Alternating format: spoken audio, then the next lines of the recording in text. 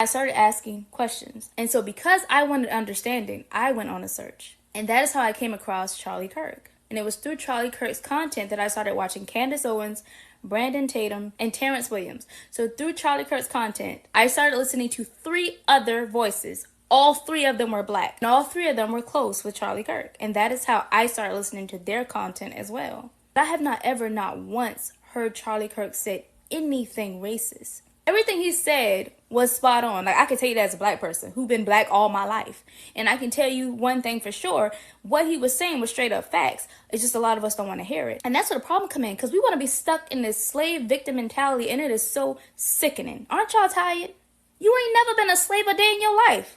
Your ancestors wish they had the type of freedom that you have. And you sitting around here moping and complaining, telling me somebody got you oppressed. You don't even know what being oppressed means. And you need to get over yourself. Sheesh. Wow. She's absolutely right, though. She is absolutely right.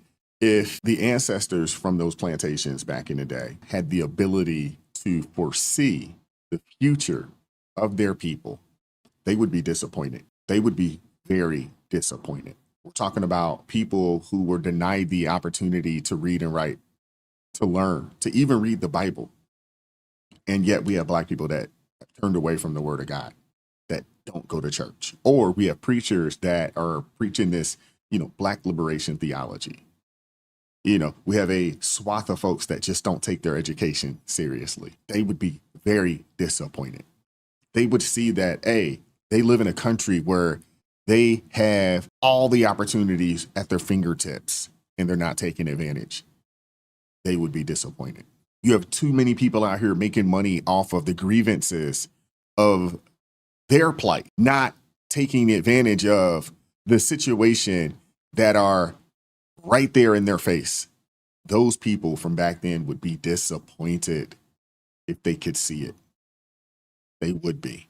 I'm not saying that America is without flaw. I'm not saying that. But what I am saying is that there is no other place like this, especially for black people, but to be honest with you, for all people. You got an idea, you can go make that idea come to fruition. This is the one place in the country or the one place in the world that you could legitimately start off at the bottom 10%. And in a lifetime, you can work your way into the middle class, or even better, with hard work, you could work your way into the top 10%. I know that's to be the case.